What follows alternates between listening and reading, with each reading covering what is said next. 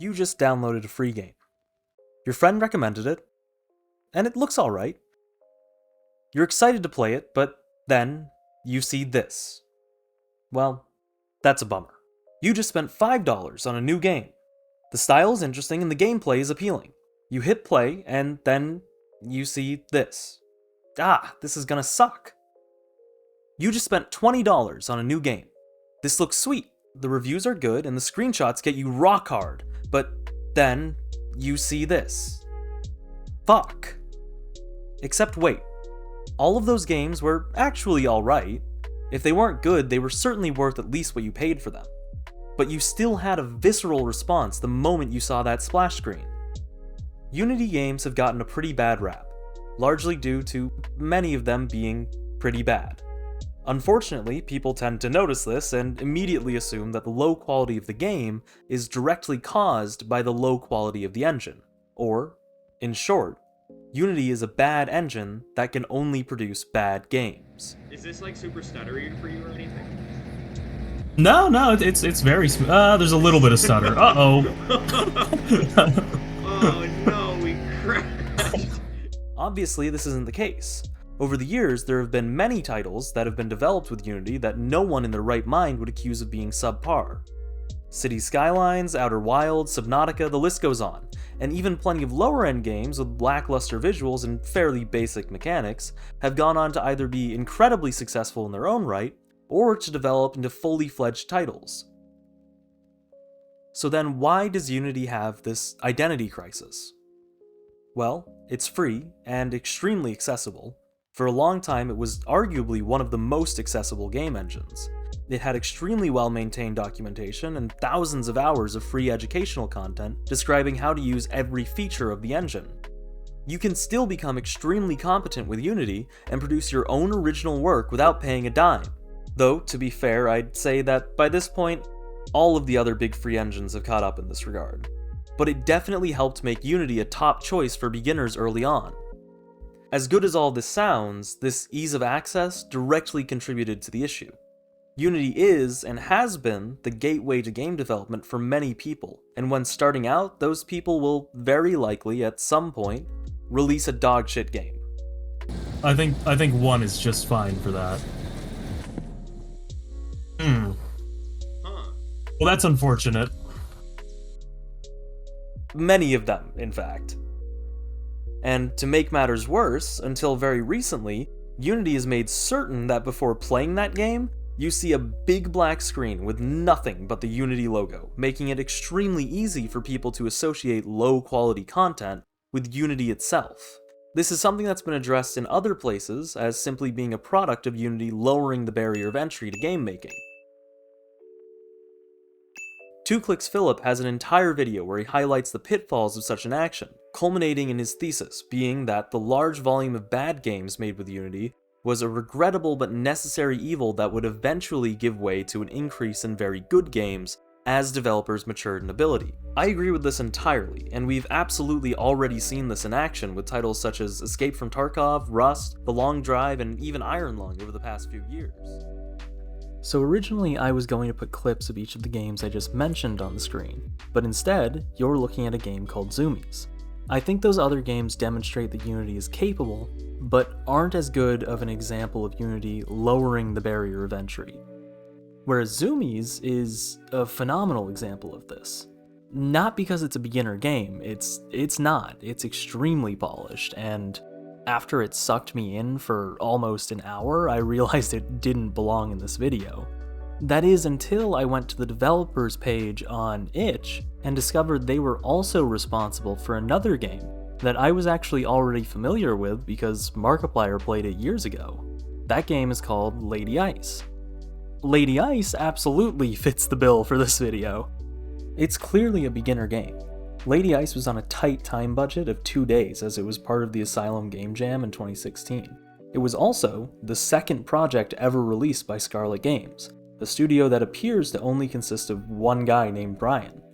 I think these two games together absolutely demonstrate that Unity is not only a phenomenal starting point for a beginner, but that as you mature as a developer, you'll never outgrow the software. This isn't the point of the video, and it certainly isn't an endorsement for Unity, But it's really important for you to understand just how capable Unity is, especially in the context of the free version. With that, back to what I was saying. But even he believes that Unity should allow developers with the free version to remove the Unity splash screen. Yes, by all means, Unity should remove the compulsory screen in their free version to distance themselves from low-effort games. Now this makes sense at first glance. It allows developers to distance their games from Unity's reputation, and allows Unity to distance itself from lower effort content made with the engine. But I don't think this is particularly impactful for developers much, even if they want it, and for Unity it was absolutely the wrong move. You see, this screen was incredible advertising for Unity, and the fact that these bad games exist is proof of it. Yes, I agree that forcing every steaming pile of shit made with Unity to be co-branded with the engine absolutely hurt its reputation among gamers. Removing the splash screen would improve this reputation by distancing gamers' association between bad games and Unity. However, I think making sure everyone saw that every bad game ever made with Unity absolutely, unmistakably was made with Unity was one of the best moves the company ever made. Because Unity's reputation with gamers doesn't matter. You, as a gamer, are not Unity's target audience, and you shouldn't be. Unity's target audience is game makers. Sure, there is a lot of overlap between what these two populations value. Fun, creativity, polish, but the game maker values something far more than the gamer. Ingenuity, what it takes to actually make a game. Slams out the deadbolt, walks through, and then shuts the door. He says, I'm done with you. Opens the door, and shuts it behind it. Obviously, gamers value ingenuity as well, but they only recognize it as it applies to the specific situation they're in within a game. And this is normal. It's gratifying to come up with what feels like a novel solution to a problem that's been presented to you. But they seldom think about the ingenuity and problem solving it took to implement any given aspect of a game. The average gamer won't recognize the ingenuity it took to make something that they don't already love. Inside any given game, there are little details. All the love, care, and hidden, sometimes silly gems that were custom tailored for that experience. On the average playthrough, almost none of this is noticeable. The player will only notice the things that they love or hate, the things that make them feel good or bad. This isn't the same for game makers. When an ordinary person plays Slender the 8 Pages, they get a good 20 minutes of fun out of it. Maybe play it a couple more times and then move on to other games after they get tired of the relatively shallow content. In fact, most people who enjoyed it never even played it at all, they just watched someone else play it. With a game as popular as Slender, more people tend to recognize how cool it is that one guy, Mark Hadley, made the game in just 2 months. And people may go as far as to recognize clever tricks like making one of the primary mechanics looking anywhere but at the monster to help conceal how terrible the model is. But for someone trying to make a game, this is so much more than that.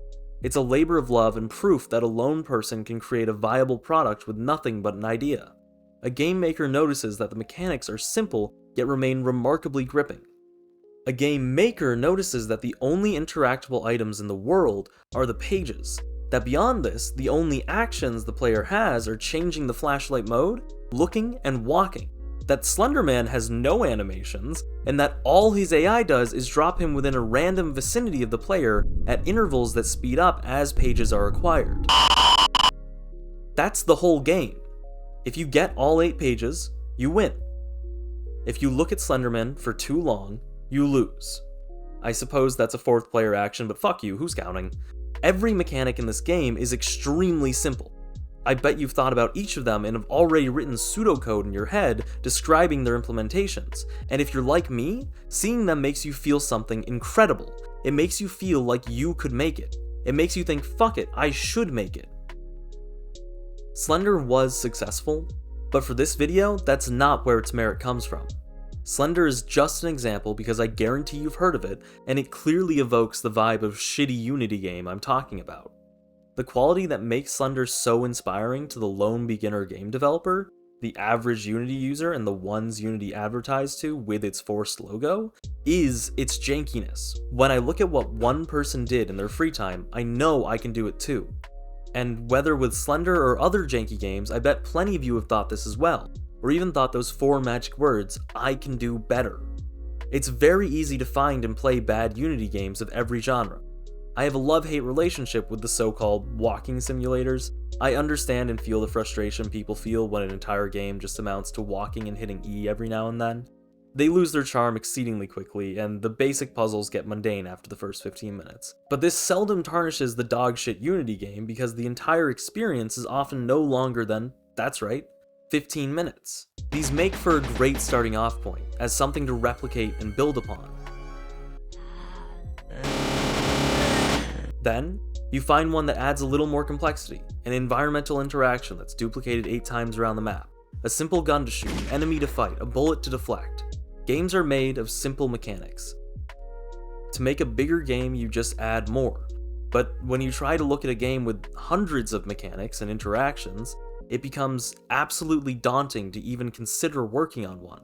But looking at one complete package that only relies on a few, with some cobbled together visuals, isn't nearly as intimidating. It creates a realistic and achievable goal.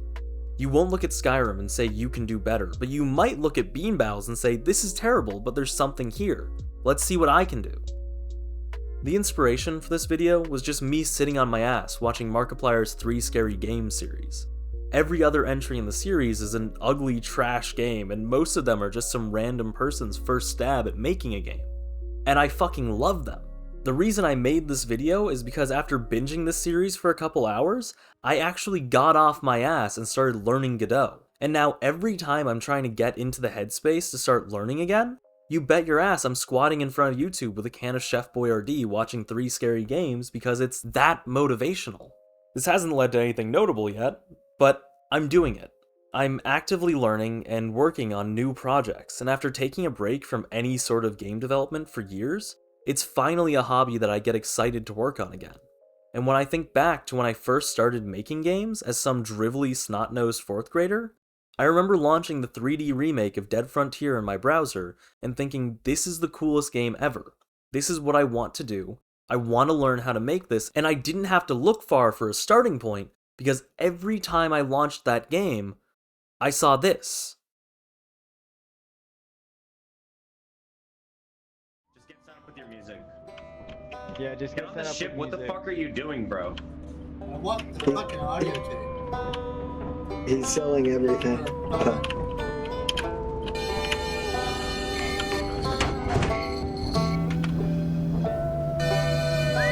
Someone start the ship. Yeah, whistle. Eric, you gotta whistle because of your position. Makes the most sense.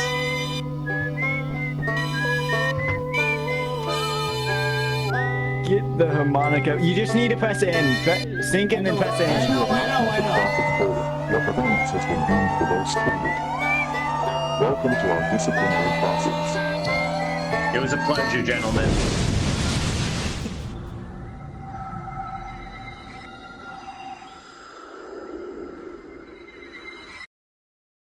God, this is gonna suck!